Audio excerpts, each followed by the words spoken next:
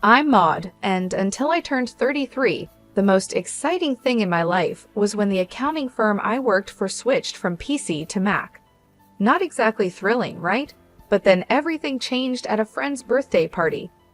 That night, I stood in the corner of a cramped living room, holding a soda and feeling uncomfortable in my too-tight dress. The music was loud, way too loud for talking, but perfect for him, Charles. He was taller than most people, which is probably why he saw me. He walked over with confidence that made my heart skip a beat. "Hey, you're Maud, right?" His voice was clear, even over the loud bass. Yeah, and you are?" I sipped my drink, trying to look calm. "Charles, I've seen you around. Mind if I join you?" He didn't wait for an answer, just stood next to me. "Not at all," I said, my voice nearly drowned out by the latest pop song blaring through the speakers. "So Maud, what brings you here tonight?" he asked, leaning in. His tone was casual, but his eyes were intense. "Just here to celebrate Jessica's birthday. You know her long?" "Yeah, went to college with her. She keeps inviting me to these things. Can't say no, can I?" We laughed, and it felt natural, easy. "I get it. I work with her. She's kind of hard to say no to." "An accountant, right?" She mentioned it. He nodded like he already knew. "That's right. Numbers are my game," I joked, even though I usually found nothing funny about spreadsheets. "Sounds thrilling," he grinned, and I couldn't tell if he was teasing me or not. "Oh, absolutely. It's all wild parties and high stakes in the accounting world." We laughed again, and I felt at the ease of talking to someone genuinely interested in what I had to say. It was new, exciting, and a bit scary.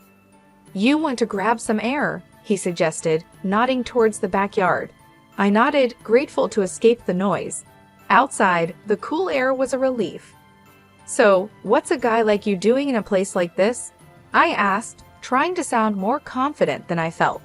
"Just looking for a good time, I guess, and maybe someone cool to hang out with," he said with a smile that made his eyes crinkle at the corners. We talked about everything and nothing: movies, books we liked, how he was into graphic design, but stuck in a corporate job he didn't love. It felt like we'd known each other for years. As the night wound down, he pulled out his phone. "Can I get your number? I'd really like to see you again, Maud." I hesitated, not used to this kind of attention, but something about him felt right. "Sure," I said, typing my number into his phone. He smiled, his whole face lighting up. "Great, I'll call you. We should go out, just the two of us." "Sounds good." I managed my stomach doing flips. I watched him go, a part of me still in disbelief that this was my life now. Maybe turning 33 wasn't so bad after all. Maybe it was just the start of something truly great. The days after Charles' call felt like a blur. Before I knew it, I was getting ready for our first date. My nerves were all over the place since I didn't have much experience in this area. I chose a simple blue dress, nothing fancy, but hoped it would do the trick. Charles picked me up at 7 sharp. His car was a clean, well-kept sedan. Nothing flashy, but it suited him. As I got in, he flashed me a smile that could knock you sideways. "You look great, Maud." "Thanks," I mumbled, my face probably red as a tomato. "You look nice too." Dinner was at this cozy little French place he knew. The food smelled amazing, but my stomach was doing somersaults. We ordered pasta, him with some fancy sauce and me with plain old marinara. "So Maud, tell me something about you that no one else knows," he said, twirling his spaghetti expertly onto his fork. I chuckled, playing with my food more than eating it. "Well, I'm pretty boring, but I guess not everyone knows I can solve a Rubik's Cube in under a minute." He raised his eyebrows. "Really now? That's pretty cool. You'll have to show me sometime." "Sure," I said, starting to relax a little. "What about you? Any hidden talents?" "I make a mean breakfast burrito," he boasted with a grin. "Best you'll ever have." "I'll take your word for it. Maybe you can prove it sometime." I teased. The conversation flowed, and for the first time in a long while, I felt like I was exactly where I was supposed to be. The next few weeks were a whirlwind. We saw each other constantly. Charles would come over after work, and I'd meet him for lunch near his office. He showed me his favorite spots around town, little nooks I'd never noticed before. It was like seeing the city for the first time. Things took a serious turn when he invited me to meet his parents, Brian and Camille. They lived in a small, cozy house full of photos and little decorations. Camille hugged me the second we walked in.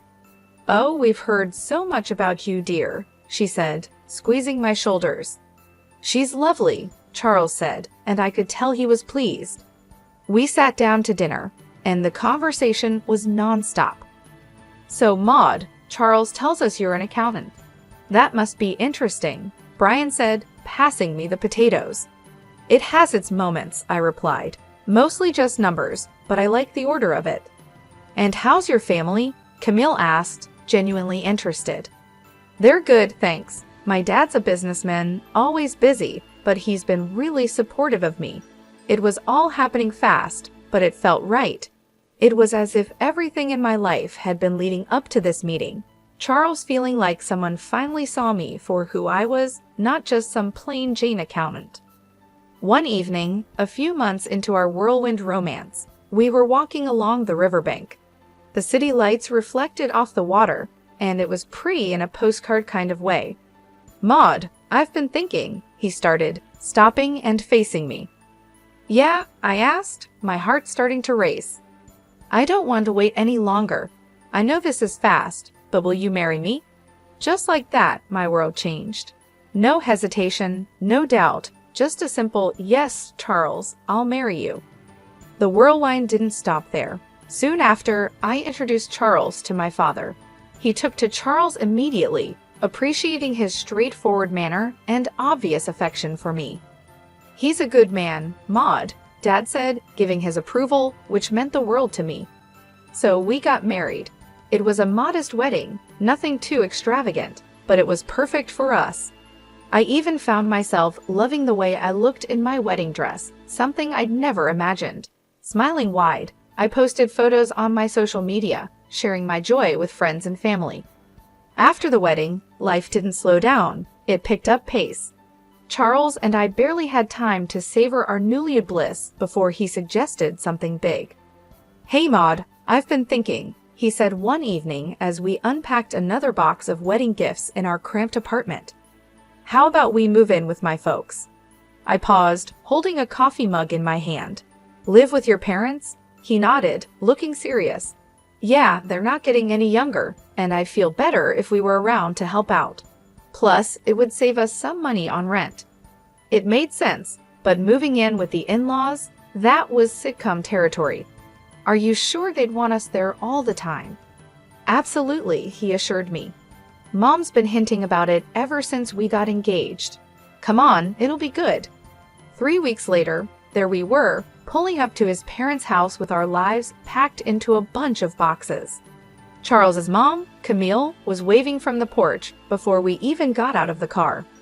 "Oh, Maud, we're so thrilled to have you both here," she exclaimed, pulling me into a hug that was a bit too tight. Brian, Charles's dad, clapped him on the back. "Welcome home, son, and you too, Maud." The house was cozy, stuffed with furniture that looked like it belonged in a museum of the 1973s. I tried to keep a smile on my face, but I was already missing our little apartment. Charles sensed my hesitation. "It's going to be great, you'll see," he whispered as we carried boxes inside. The first few days were an adjustment. Camille was constantly hovering, always popping into our room to ask if we needed anything. "Just making sure you're comfortable," she'd chirp, while I tried not to cringe at the invasion of privacy. One evening, we all sat down for dinner, Charles, me, Brian, and Camille. The conversation was painfully mundane until Charles dropped another bomb. "So the house needs some major repairs," he announced casually between bites of meatloaf. I choked on my mashed potatoes. "Repairs?" "Yeah, the roof's a mess, and the plumbing's from the Dark Ages," he said. Brian nodded solemnly. "We were thinking," Charles continued, avoiding my gaze, "that maybe we could all chip in for the costs." I glanced at Camille, who was suddenly very interested in her plate. "All of us?" "Well, I just got this pay cut at work. Charles muttered, so I'm a bit strapped at the moment. There it was. I felt a knot form in my stomach. I'll see what I can do, I managed to say, even though I wanted to say much more. Camille perked up, tears welling in her eyes. Oh, Maud, that would be so helpful. You're such an angel. The next few weeks were a blur of contractors and repairs. I wrote checks and smiled through gritted teeth as Camille gushed about how wonderful the house was looking. Brian slapped me on the back. You're really part of the family now, Maud. Part of the family, sure, the part that pays for everything. One particularly grueling day, after yet another round of expensive decisions, I felt completely drained. I collapsed on our bed, exhausted. Charles came in and sat beside me. Thanks for handling all this, Maud, he said, sounding almost sincere. It's fine, I lied, staring at the ceiling. I just didn't realize how much it would be. He squeezed my hand. It'll all be worth it. This is for our future, right? Our future, I echoed, not sure whose future we were building anymore. As I lay there listening to Charles's steady breathing, I couldn't help but wonder if moving in was the right decision. But there was no going back now. I was in this deep and had to see it through, whatever the cost. After the renovations, the house looked great, like something out of a magazine.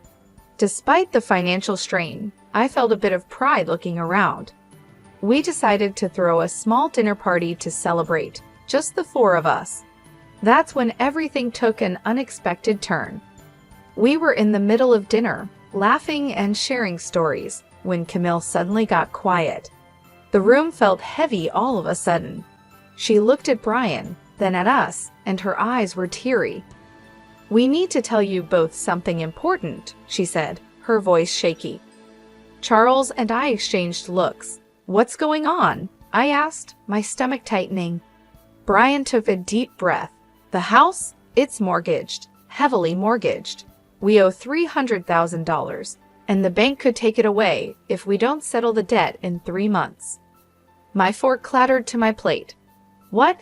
You mean all the repairs we just paid for? Camille started sobbing. We were ashamed and thought we could manage it, but after the repairs and everything, there's just no way. I felt like I was in a bad dream. All the money, all the effort, and it was for a house that wasn't even secure. So, what are you saying now? My voice was sharper than I intended. Well, Charles started, his eyes avoiding mine.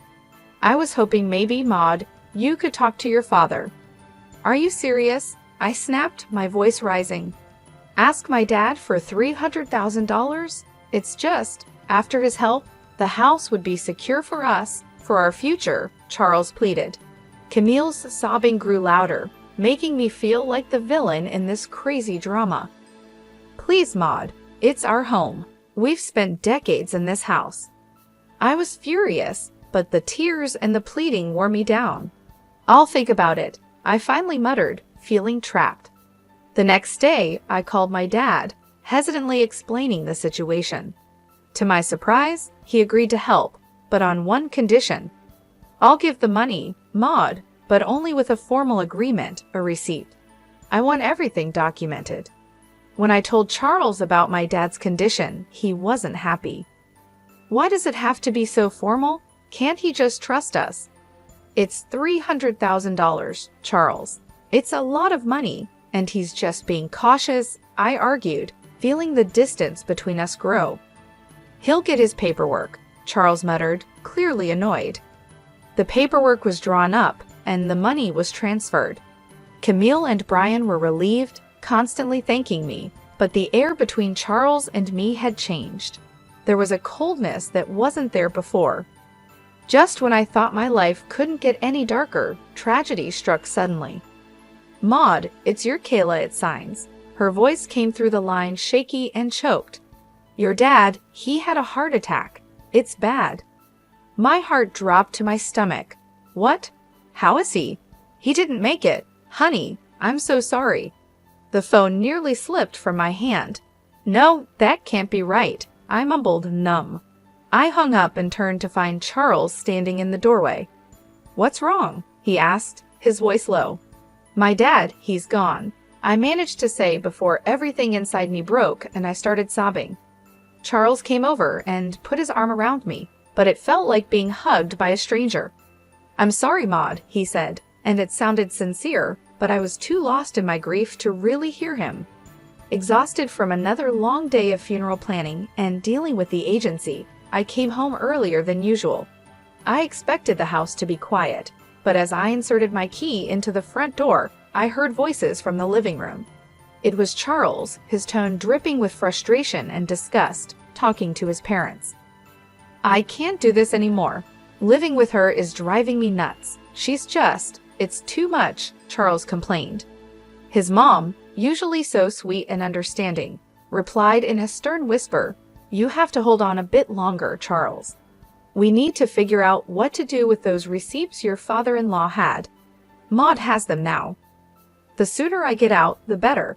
I'll grab those receipts and destroy them, and then I'll start all over again with that rich beauty I told you about. Charles's voice was cold and calculated.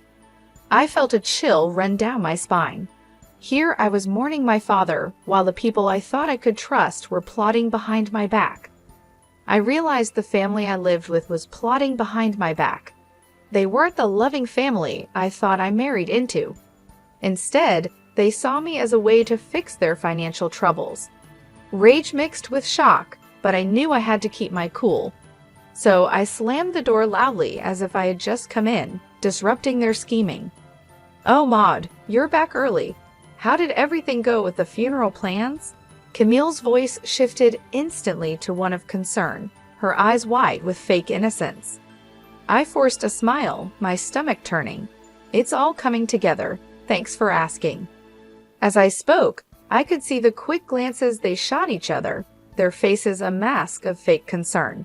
It made my skin crawl knowing their true colors. But I realized that showing my cards now wouldn't help. I needed to be smart.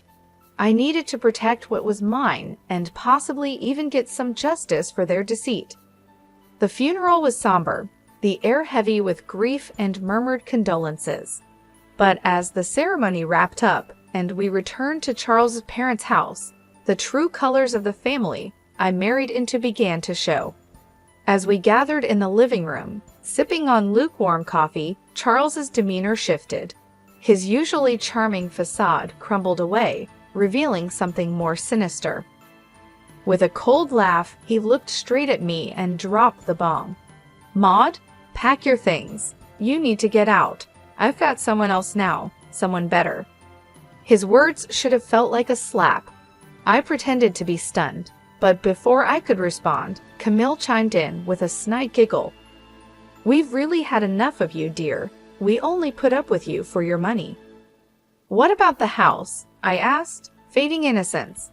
The house that I paid to fix, the $300,000 I poured into it. Camille laughed harder, as if I'd told the best joke of the year. Oh, sweetie, this house is ours. You're nothing here. Charles's smirk widened. And those receipts you're so proud of. Found them in your dad's house and burned them. They're gone. For a moment, I let them believe they had won, but then I couldn't help it. I burst into laughter, my reaction confusing them, their smiles faltering. Why are you laughing? What's so funny? Charles demanded. I wiped a tear from my eye, still chuckling. You three are just pathetic. You think you're so clever. The receipts you destroyed, they were copies. The real ones are safe with my lawyer. The color drained from their faces. Charles's arrogance turned to panic. You can't prove anything, he stammered. I can, and I will. I shot back, my voice steady and firm. Now, I want my money back, all of it, or my next call is to the police. Charles and Brian looked at each other, their earlier confidence replaced by fear. Brian, usually so bold and brash, began to plead. Maud, please, let's talk about this. We can sort something out. With the truth out and leverage in my hands, negotiations with Charles and his parents dragged on longer than I expected. It was clear they were trying every angle to sway the terms in their favor, but I wasn't about to budge. Look, it's simple. I stated firmly during one of our many discussions at their now legally mine kitchen table. The house gets transferred to my name in exchange for the money. That's the deal. No more games. Finally, they relented. We all agreed that the best course of action was to make everything official and legal. I insisted that everything be documented by a lawyer and confirmed with the proper papers. I want no corners cut, I emphasized.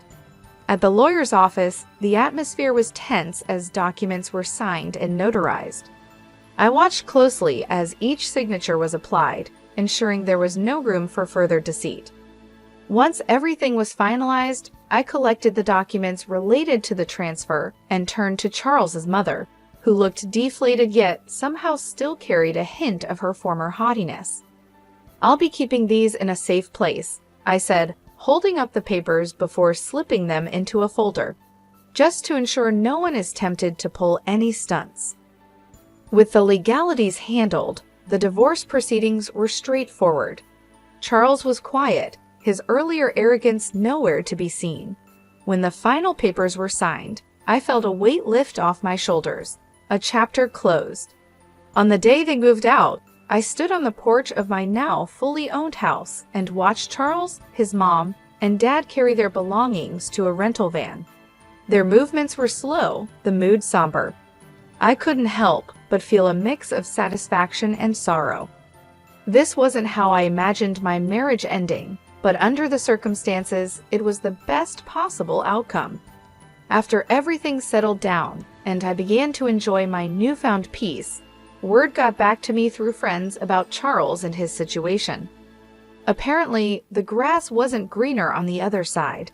His mistress had dumped him not long after our divorce, and his parents were now crammed into a tiny apartment, a big downgrade from the comfortable house they once had.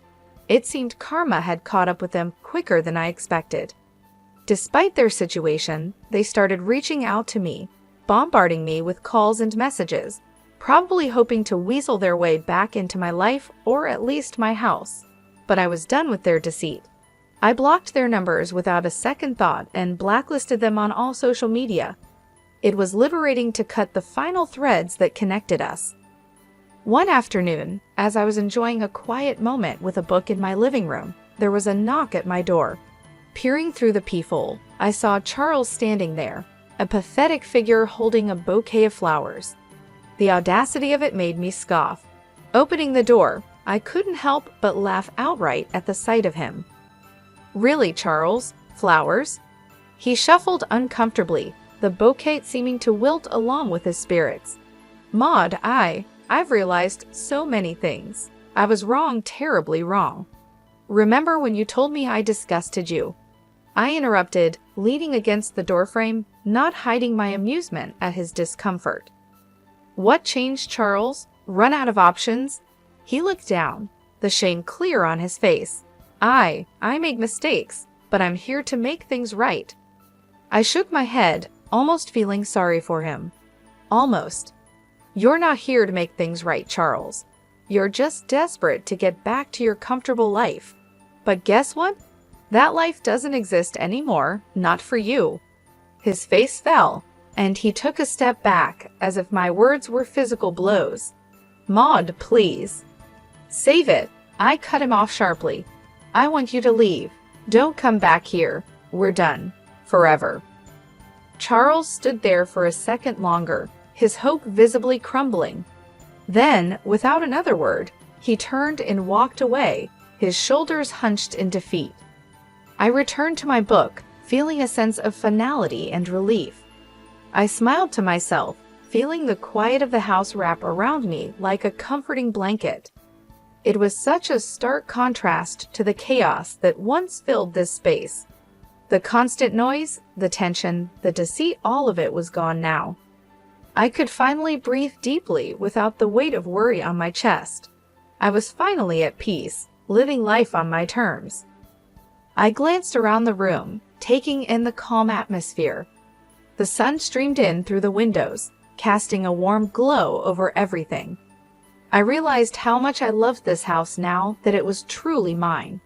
The walls, once witnesses to arguments and schemes, now seemed to echo with serenity and contentment. I thought back to the days of turmoil and manipulation, remembering how trapped I felt. Charles and his family had taken so much from me, both emotionally and financially. But now, they were out of my life for good. No bouquet of flowers or sweet talk could change that. Their attempts to manipulate me were over. As I sipped my tea and returned to my book, I felt a sense of triumph. I had faced betrayal and heartbreak, but I had come out stronger on the other side. I had taken control of my life and my future. The peace I felt now was well-earned and deeply cherished. I was truly finally free. Free from lies, free from deceit, and free to live my life as I chose. The future stretched out before me, full of possibilities and opportunities. I smiled again, knowing that whatever came next, I was ready for it.